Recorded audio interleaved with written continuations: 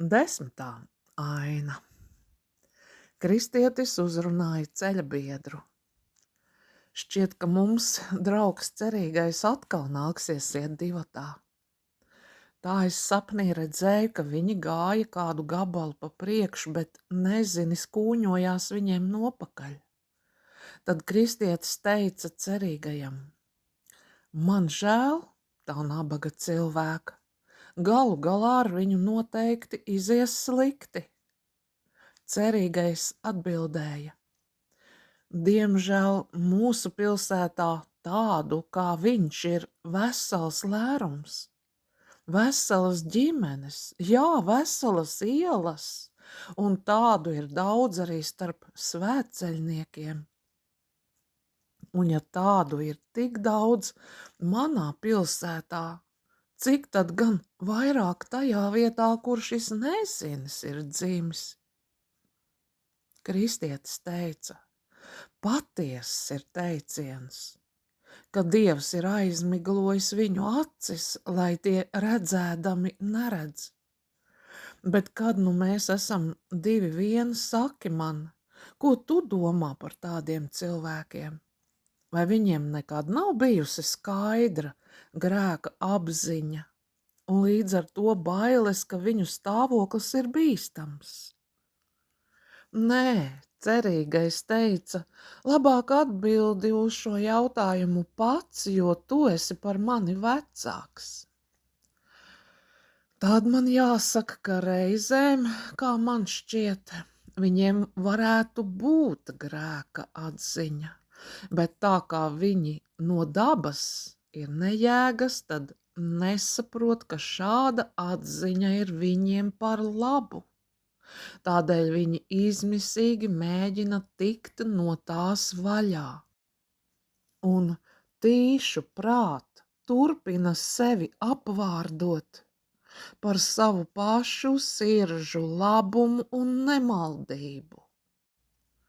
Es ticu, kā tu saki, ka reizēm draudi cilvēkam nāk par labu un dod tiem patiesu iemeslu doties svētceļojumā. Bez šaubām tā ir, piekrita kristietis, jo tā saka arī Dieva vārds. Tā kunga bijāšana ir gudrības iesākums. Ījaba 28, 28, Psalms 111, 10, Salamana pamācības 1, 7, 9, 10. Bet kā tu raksturotu šādus svētīgus draudus, jautāja cerīgais? Labos un svētīgos draudus var pazīt pēc 3 pazīmēm, teica kristietis. Pirmkārt, tie rodas no grēka atziņas, kas ved pie pestīšanas. Otrkārt, tie liek dvēselē savas pestīšanas labad stingri paļauties uz Kristu. Treškārt, tie sirdī rada un turpina stiprināt Dieva, viņa vārda un darba bijāšanu. Šādi draudi un bailes dara sirdi rāmu un liek tai bīties, novērsties no Dieva pa labi vai pa kreisi uz jebko, kas varētu negodāt Dievu, atņemt viņa doto mieru, apbēdināt svēto garu vai dot iemeslu pretiniekam, vēlnam, ko pārmest. Tas ir labi teikts, atzina cerīgais. Es ticu, ka tā ir patiesība. Šķiet, ka nu mēs esam gandrīz izkļuvuši no aburtās zemes. Vai tas nozīmē, ka tu esi noguris no mūsu sarunas, jautāja kristietis? Negluži, teica cerīgais, citādi es to justu. Man šķiet, ka mums vēl ir palikušas dažas jūdzes līdz šīs zemes robežai, tādēļ atgriezīsimies pie savas sarunas, teica kristietis. Tātad nejēgas nezina, ka grēka atziņa, kas liek tiem bīties, ir viņu pašu labumam, tādēļ mēģina no tās atsvabināties. Kā viņi to dara? Jautāja cerīgais.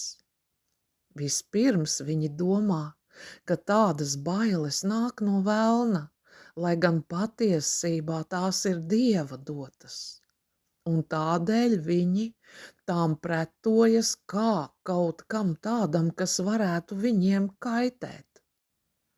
Vēl viņi domā, ka šādas bailes maitā viņu ticību, lai gan, ak, nabaga cilvēki, viņiem tādas nemaz nav. Tādēļ viņi nocietina sirdis pret šādiem draudiem un grēka atziņu. Turklāt viņi pieņem, ka viņiem ne no kā nav jābīstas, tādēļ arī par spīti šādām sirds izbailēm viņi paliek pašpaļāvīgi un pašpārliecināti. Viņi galu galā redz, ka tādas bailes grib atņemt viņu veco un nožēlojamo svētulību, tādēļ tām pretojas ar visu spēku. Kaut ko tādu esmu manījis arī pie sevis, teica cerīgais, jo es pats iepriekš tāds biju. Pagaidām tad liksim savu ceļabiedru nezini mierā un pārdomāsim kādu citu jautājumu, teica kristietis. Ļoti labprāt, atrauca cerīgais, tomēr sāc labāk atkal tu. Nu labi, tad saki, vai tu zini tādu viendieni, kurš mūsu pusē dzīvoja pirms kādiem 10 gadiem un toreiz skaitījās ļoti reliģiozs cilvēks? Vai es viņu zinu? Iesaucās cerīgais. Jā, gan. Viņš dzīvoja Neapžēloto pilsētā, kas ir blakus Godīguma pilsētai, un viņš dzīvoja blakus Atkritējam. Patiesi, viņš ar to dzīvoja zem viena jumta, piekrita kristietis. Reiz pār šo vīru nāca apskaidrība, un, manuprāt, viņš sāka kaut ko nojaust par savu grēcīgumu un par to, kas ir grēka alga. Es tev piekrītu, teica cerīgais, jo mana māja bija tikai 3 jūdzes tālāk, un viņš šādu un tādā ar asarām acīs nāca pie manis. Man tiešām bija tā vīra žēl, un es cerēju, ka ar viņu viss būs labi. Bet tā tas tomēr nav ar visiem, kas sauc kungs, kungs. Viņš man reiz teica, ka ir nolēmis doties svētceļojumā itin kā mēs ar tevi tagad ejam, teica kristietis, bet nejauši viņš iepazinās ar pašglābi un līdz ar to no manis atsvešinājās. Cerīgais teica, ja nu reiz mēs runājam par viņu, tad apspriedīsim arī iemeslu, kādēļ viņš un tam līdzīgie tik pēkšņi nomaldās. Labi, piekrita kristietis, tikai šoreiz sāc tu. Manuprāt, iesāka cerīgais, tam ir kādi 4 iemesli, proti, lai gan šādu cilvēku sirdsapziņa ir atmodināta, viņu prāts vēl nav grozīts. Tādēļ, kad vainas apziņa ir prom, tas, kas viņus mudināja uz ticību, arī izzūd. Tā viņi atkal nododas savai paštaisnībai, itin kā suns, kuram ir nelabi no tā, ko tas ir ieēdis. Kamēr to moka nelabums, tas atvemj visu, kas viņam ir iekšā, bet to viņš dara ne jau no laba prāta. Ja par suni vispār var teikt, ka tam ir prāts, bet gan vēdera graižu dēļ. Kad nu nelabums ir pāri un vēders tam vairs nesāp, viņš gan negrib šķirties no izvemtā un to apēd, kā ir rakstīts. Suns atgriežas pie sava vēmekļa. 2. Pētera 2:22. Tādēļ tam, kurš kļūst dedzīgs uz debesu valstību, tikai baiļu un gaidāmo elles moku dzīts. Kad tā briesmu sajūta un bailes no lāsta norims, arī ilgošanās pēc debesīm un pestīšanas mitēsies. Tādēļ, kad viņu vainas apziņa un bailes ir prom, tad arī viņu vēlēšanās pēc debesīm un svētlaimes iznīkst, un tie atgriežas tur, kur sākuši. Cits iemesls viņu spējai atkrišanai ir tas, ka viņu bailes ir tos paverdzinājušas, proti tās bailes, kas viņiem ir no cilvēkiem. Jo baidīšanās no ļaudīm noved pie pazušanas. Salmana pamācības 29:25. Tādēļ, lai gan šķiet, ka viņi ir iedegušies par debesu valstību, kamēr elles karstums tiem dedzina ausis, tomēr tad, kad briesmas ir mazliet norimušas, tie nododas citām domām. Proti, ka gudrāk ir nesteigties zaudēt visu, jo viņi nezina kādēļ, vai vismaz nepakļaut sevi kādām citādi neizbēgamām un nevajadzīgām nepatikšanām, un tādēļ tie paliek kopā ar pasauli. Turklāt arī kauns, ko piedzīvo ticīgie, kā akmens guļ viņu ceļā. Viņi ir lepni un lielīgi, un ticība viņu acīs ir necila un nicināma lieta. Tādēļ tad, kad bailes no elles un nākamās dusmības viņiem ir pārgājušas, tie atkrīt savos iepriekšējos darbos. Vainas sajūta un bailes viņiem ir apgrūtinošas. Viņi negrib redzēt savu neizbēgamo, nožēlojamo stāvokli pirms tajā nokļūst. Lai gan redzēt to laikus iespējams būtu veids, kā paglābties. Itin kā taisnie no tā bēg un izglābjas. Bet tādēļ, ka viņi, kā es iepriekš teicu, apspiež savas bailes un domas par vainu, tie labprāt nocietina sirdis. Tiklīdz nojausma par Dieva dusmību un sodu tos atstāja un izvēlas tādu dzīvi un darbus, kas tos nocietinās vēl vairāk. Šajā ziņā tu esi ļoti tuvu patiesībai, teica kristietis, jo visa pamatā ir vēlme mainīt savu prātu un gribu. Tādēļ viņi ir gluži kā varmāka tiesneša priekšā. Viņš trīc un dreb un šķiet, ka no sirds visu nožēlo, bet tā visa pamatā ir bailes no cilpas. Kā redzams, viņš nejūt nepatiku pret pastrādāto noziegumu, jo tiklīdz tāds cilvēks tiktu brīvībā, viņš atkal būtu laupītājs, turklāt vēl negantāks. Bet ja viņa prāts būtu mainījies, tad arī viņš pats būtu kļuvis citādāks. Es esmu tev atklājis viņu novēršanās iemeslu, vai tu, balstoties tajā, varētu man pastāstīt par viņu atkrišanas veidu? Labprāt, teica kristietis un sāka stāstīt. Vispirms viņi no prāta izskauž visu iespējamo, kas viņiem atgādina par Dievu, nāvi un gaidāmo tiesu. Tad viņi citu pēc cita atmet pienākumus pret Dievu.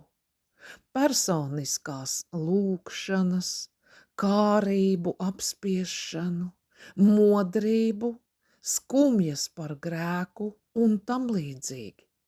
Pēc tam viņi izvairās no dzīvespriecīgu un patiesu kristiešu sabiedrības.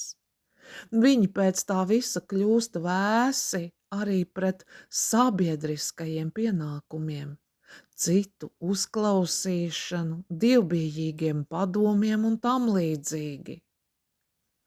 Turklāt viņi, kā mēdz teikt, sāk mest akmeņus svešā dārzā, lai kādu nepilnību dēļ, ko viņi ir ievērojuši citos, varētu pārmest tiem atkrišanu no ticības.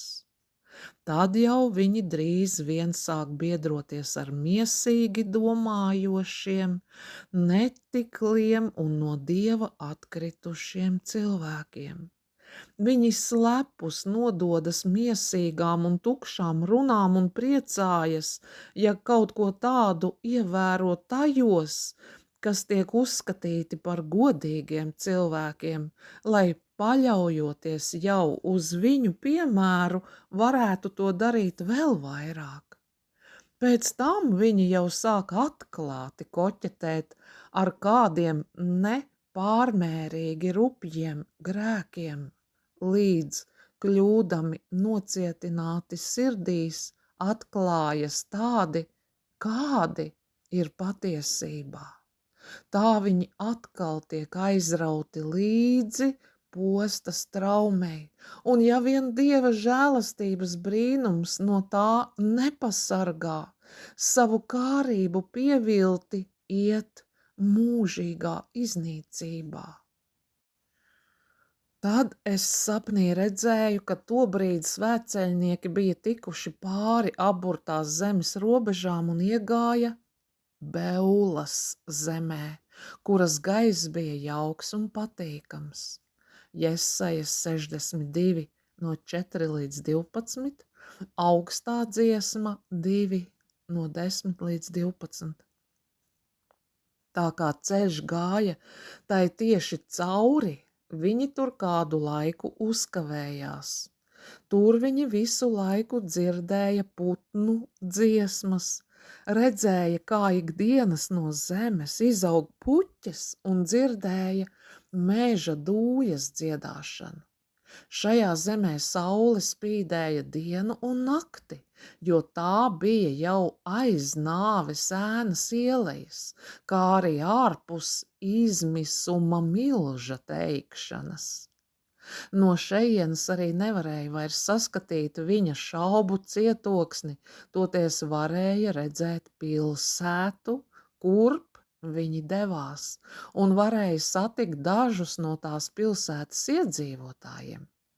Šajā zemē mēdza uzturēties daži no mirdzošajiem, jo tā bija uz debesu valstības robežas. Šajā zemē atkal satiekas līgavainis ar lielo burtu un viņa līgava. Šeit itin kā līgavainis priecājas par savu līgavu, tā arī Dievs priecājas par viņiem.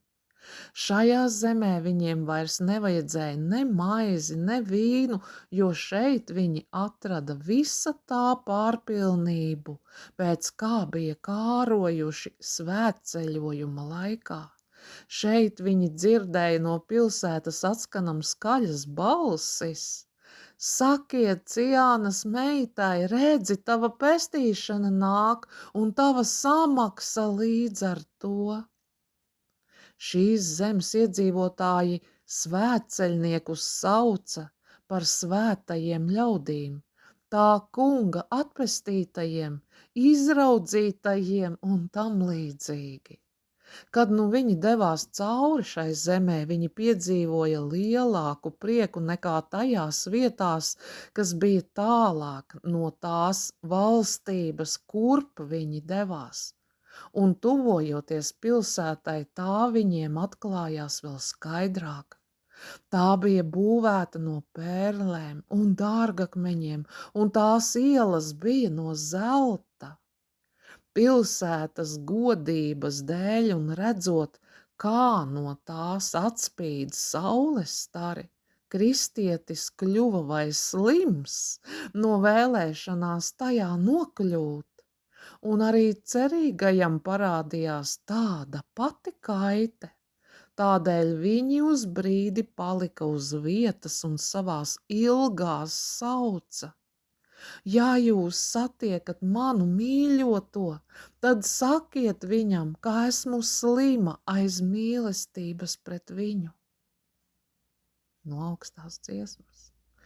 Guvuši mazliet stiprinājuma un kļuvuši pacietīgāki savās ilgās, viņi turpināja ceļu un nāca aizvien tuvāk pilsētai, kuras pievārtē bija orhidejas, vīna kalni un dārzi. Kad viņi tur nokļuva, tad ieraudzīja dārznieku, kas strādāja netālu no ceļa, un viņam jautāja, kam pieder šie brangie vīna kalni un dārzi? Viņš atbildēja, tie pieder ķēniņam un ir stādīti viņa priekam un svētceļnieku iepriecināšanai. Un dārznieks viņus uzveda vīna kalnā un aicināja stiprināties ar tā labumiem. 5. Mūzes 23:25.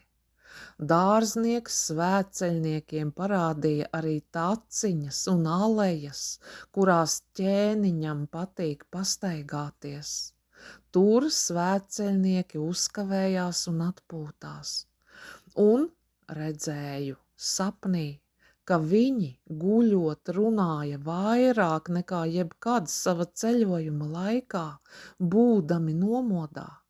Un tā kā es biju izbrīnījies par to, tad dārznieks mani uzrunāja. Kādēļ tu par to brīnies? Tāda ir šo vīna kalna augļu daba, ka tie liek runāt pat apsnaudušo lūpām. Augstā dziesma 7:10. Tālāk es redzēju, ka svētceļnieki pamodušies devās tālāk uz pilsētu. Bet, kā jau teicu, saules atspīdums no pilsētas bija tādas godības pilns, ka viņi nespēja to ar atklātu seju uzlūkot, bet vienīgi caur aizsargu, kas šim nolūkam bija radīts. Atklāsmes 21:18, 2. Korintiešiem 3:18. Redzēju, ka viņi turpmākajā ceļā satika divus vīrus, kuru drēbes mirdzēja kā zelts, bet viņu sejas bija kā saules gaisma. Šie vīri jautāja, no kurienes svētceļnieki nāk, un viņi tiem atbildēja. Viņi arī jautāja, kur tie ir pārlaiduši naktis, kādas grūtības un briesmas, kādus mierinājumus un priekus viņi ir sastapuši ceļā, un svētceļnieki viņiem to visu pastāstīja. Tad tie vīri viņiem teica, jums ir jāsastopas ar vēl 2 šķēršļiem, un tikai tad jūs nokļūsit pilsētā. Tad kristietis ar ceļa biedru lūdza, lai šie vīri viņus pavada, ko tie arī apsolīja. Bet viņi teica, jūs to zināsit tikai ticībā. Un tā es redzēju, ka viņi devās tālāk kopā, līdz jau pa gabalu varēja redzēt pilsētas vārtus. Un redzi, starp tiem vīriem un svētceļniekiem bija upe, pār kuru nebija tilta, bet upe bija ļoti dziļa. Tādēļ, redzot šo upi, svētceļnieki bija ļoti satriekti, bet vīri, kuri gāja ar viņiem kopā, teica, jums ir tai jāiet cauri, vai arī jūs nenonāksit pie vārtiem. Tad svētceļnieki mēģināja noskaidrot, vai pie vārtiem nevar nokļūt pa kādu citu ceļu, Uz to vīri atbildēja: var gan, bet izņemot divus - Ēnohu un Eliju.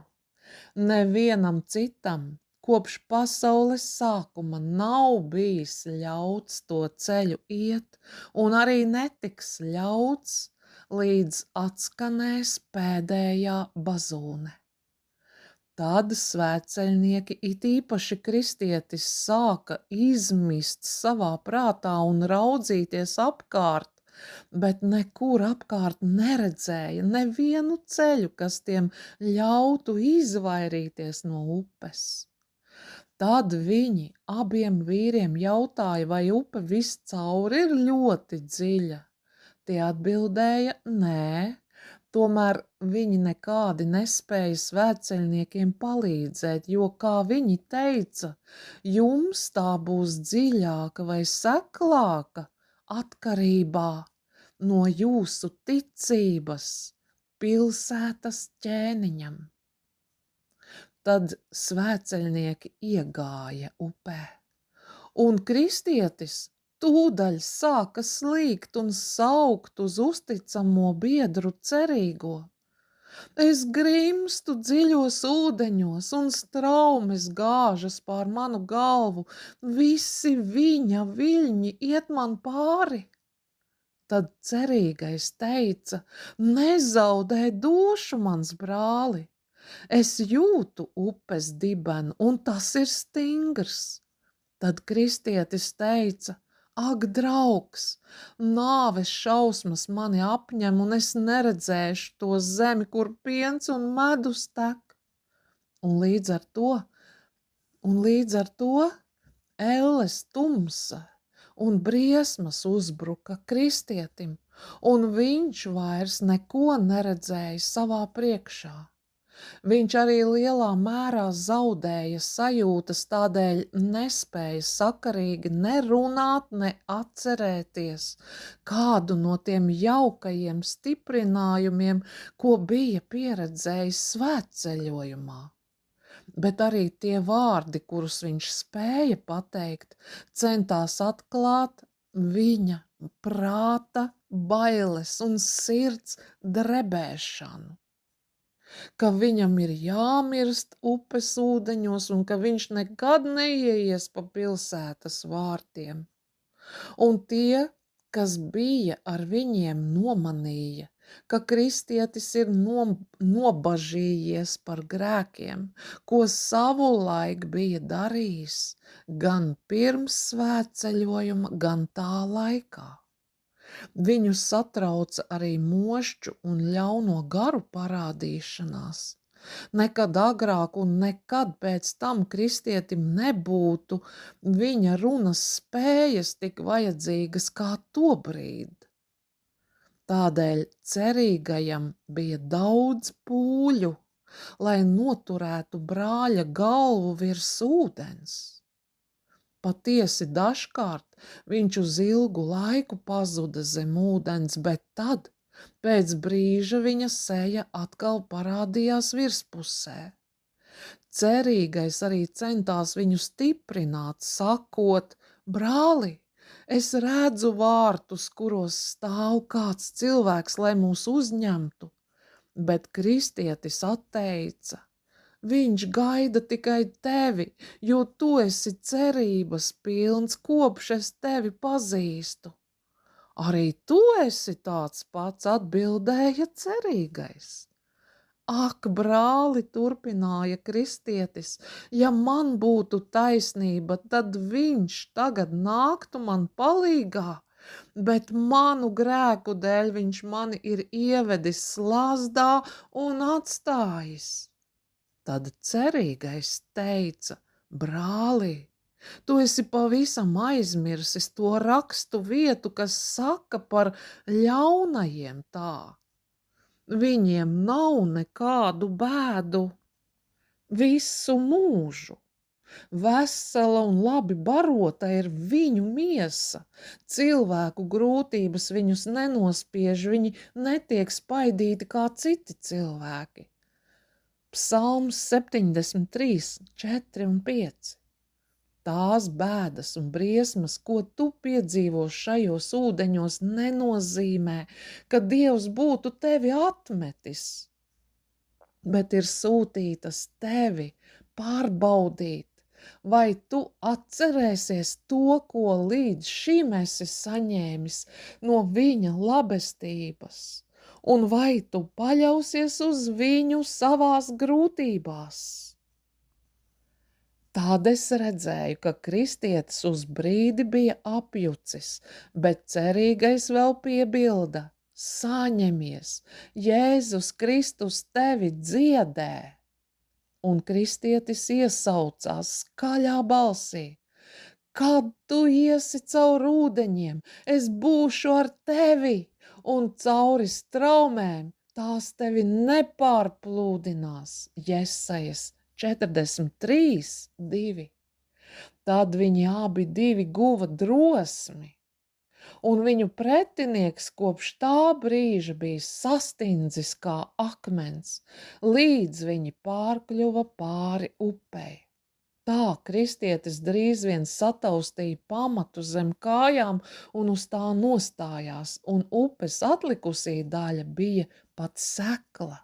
Tā viņi tai pārkļuva pāri. Upes krastā viņi atkal redzēja divus vīrus kā mirdzošos, kas viņus gaidīja. Tie viņus sveicināja. Mēs esam kalpotāji gari, kas sūtīti, lai gādātu par tiem, kas būs pestīšanas mantinieki, un viņi visi kopā devās uz vārtiem. Lūk, lūk, kā svētceļniekiem tagad iet, to mākoņu ratiem eņģeļi pat tiek par kučieriem. Kurš liektos nelaimēji, lai pēcāk šādai ļautos svētlaimēji? Jums ir jāzina, ka pilsēta bija celta varenā kalnā, bet svētceļnieki tajā uzkāpa bez grūtībām, jo abi upes malā sastaptie vīri viņus veda pie rokas.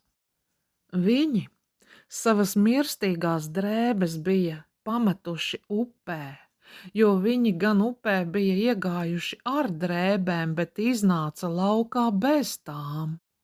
Tā viņi devās augšu pa kalnu rosīgi un ātri, lai gan kalns, uz kura pilsēta bija celta, pacēlās pāri mākoņiem.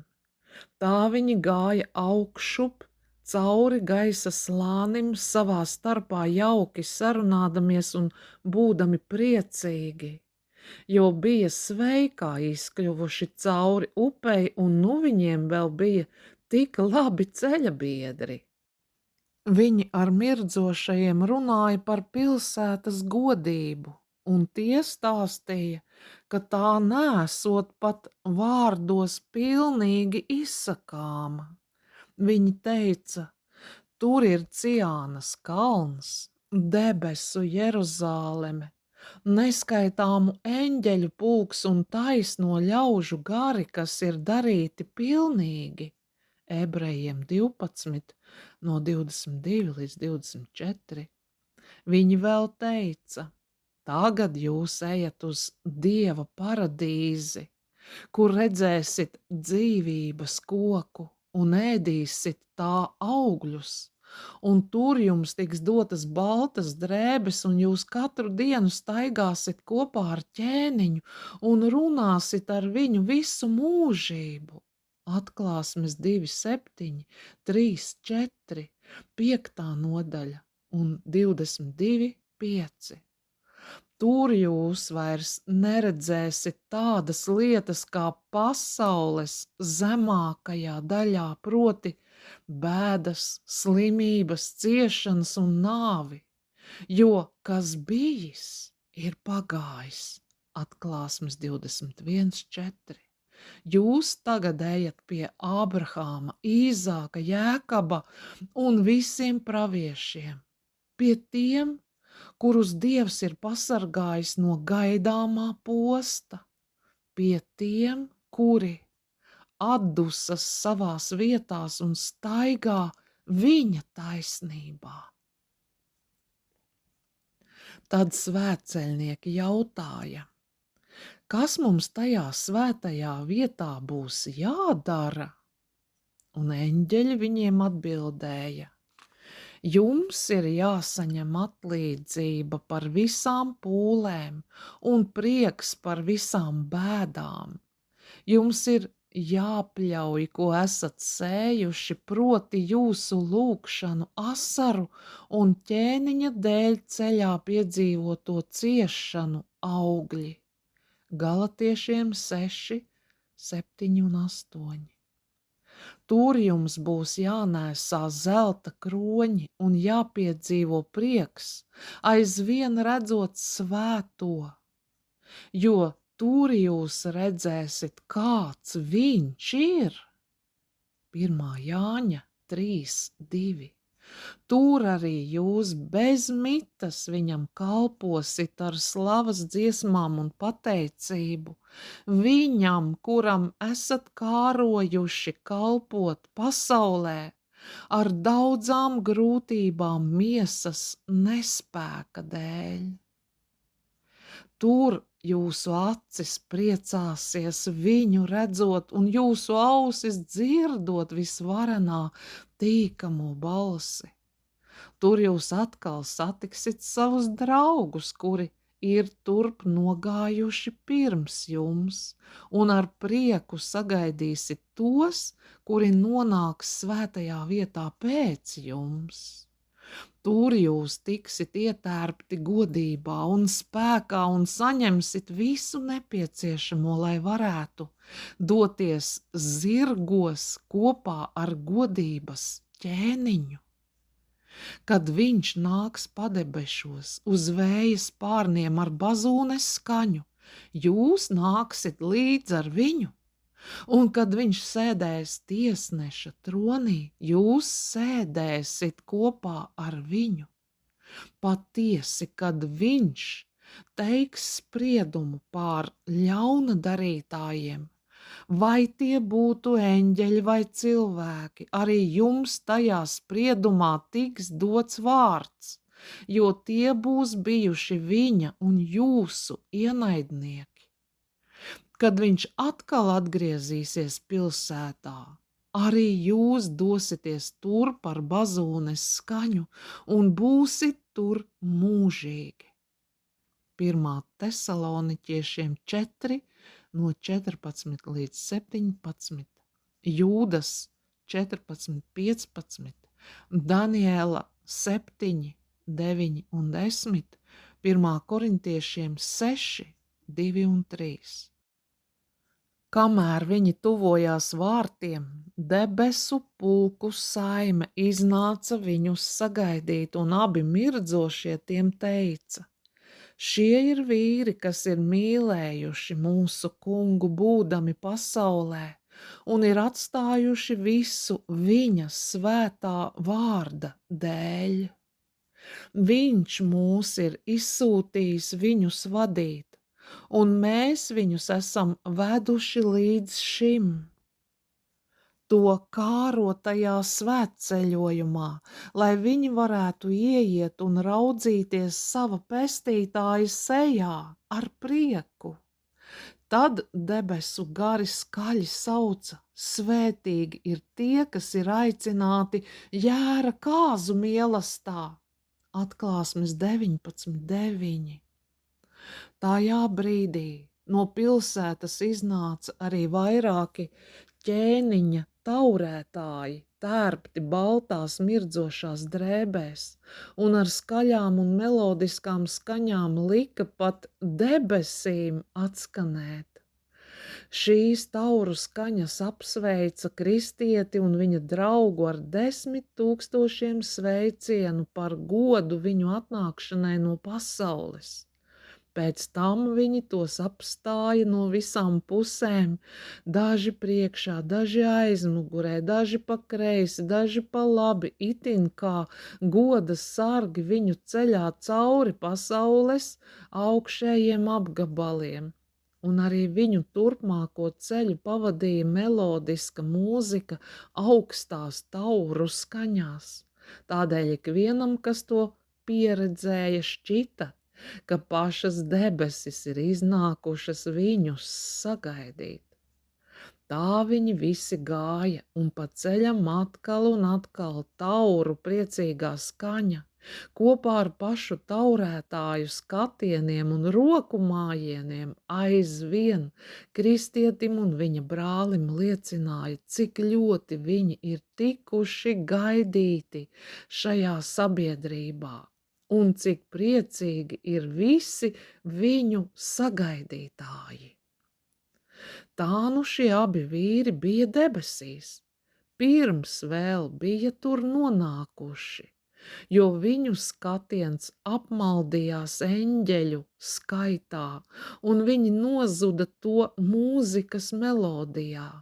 Viņi sev priekšā redzēja arī pašu pilsētu, un kā viņiem šķita, dzirdēja visus tās zvanus zvanām, lai sveiktu viņu atnākšanu. Bet pāri par visu bija priekpilnās domas par viņu pašu gaidāmo dzīvi šajā sabiedrībā mūžīgi mūžos. Ak, ar kādu slavinošu valodu to varētu izteikt vai aprakstīt?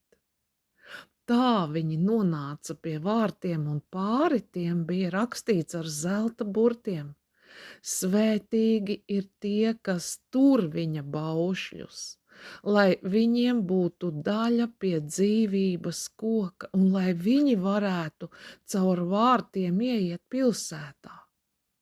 Tad es sapnī redzēju, ka mirdzošie lika viņiem saukt, lai atver vārtus.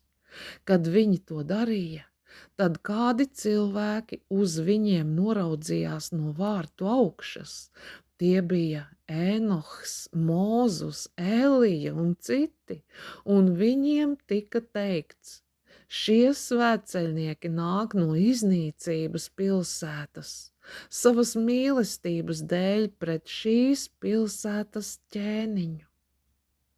Un tad svētceļnieki deva vārtu sargiem katrs savu liecības rakstu, ko bija saņēmuši ceļa sākumā. Tie tika aiznesti ķēniņam, kurš tos izlasījis, jautāja: kur ir šie vīri? Viņam atbildēja: tie stāv viņpus vārtiem.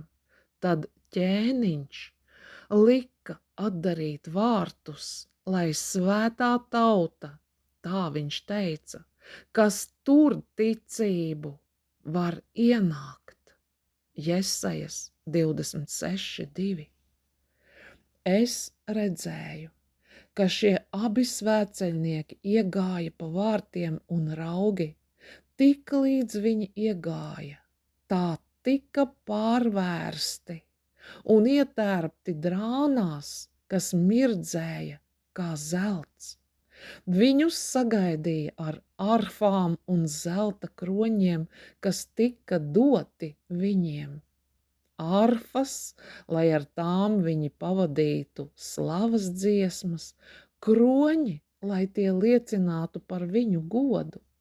Un es dzirdēju, ka visi pilsētas zvani priecīgi skanēja, un viņiem tika teikts: ieejiet sava kunga priekā. Es dzirdēju, ka arī viņi paši dziedāja skaņā balsī: svētums, gods, godība un vara pieder tam, kas sēž tronī, un tam jēram mūžīgi mūžos. Kad vārti tikko bija atvērušies, lai ielaistu abus vīrus, es pa tiem ielūkojos un redzēju, ka pilsēta mirdz kā saule. Tās ielas ir izklātas ar zeltu, un tajās bija daudz ļaužu ar kroņiem galvā, palmu zariem un zelta arfām rokās, un viņi visi dziedāja slavas dziesmas. Dažiem no viņiem bija arī spārni, un viņi viens otram bez mitas sauca: svēts, svēts, svēts ir tas kungs.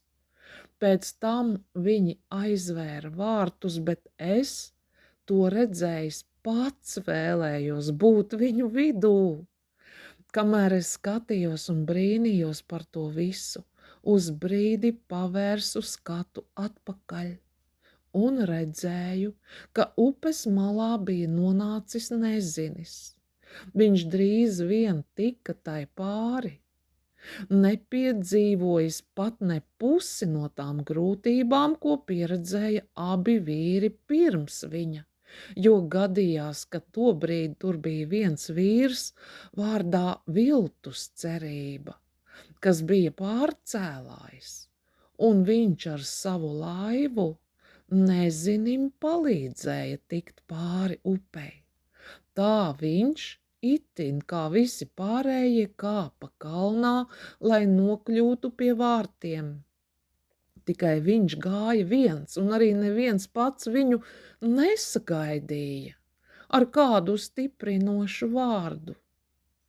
Kad nu viņš nokļuva pie vārtiem, tas redzēja uzrakstu virs tiem un sāka klaudzināt, domādams, ka drīz vien viņam ļaus ieiet. Bet vīri, kas raugās no vārtu augšas, viņam prasīja: "No kurienes tu nāc?" Nezinis atbildēja: "Es esmu ēdis un dzēris kopā ar ķēniņu, un viņš ir mācījis mūsu pilsētas ielās." Tad viņi teica, ka gribot redzēt tā liecības rakstu, ko aiznest parādīt ķēniņam. Nezinis iebāza roku azotē pēc tā, bet nekā neatrada.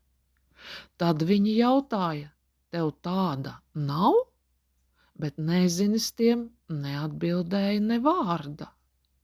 To viņi pastāstīja savam ķēniņam, bet viņš neiznāca tos satikt, bet pavēlēja diviem mirdzošajiem, kas bija vadījuši kristieti un cerīgo līdz pilsētai, lai tie iziet pie viņa ārā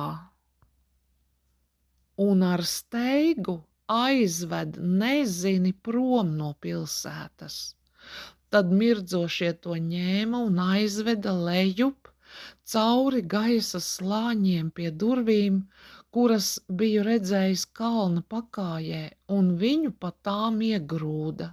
Un es redzēju, ka tas ir ceļš uz elli, kas turp iet gan no debesu vārtiem, gan no iznīcības pilsētas. Tād es pamodos un redzi, tas bija sapnis.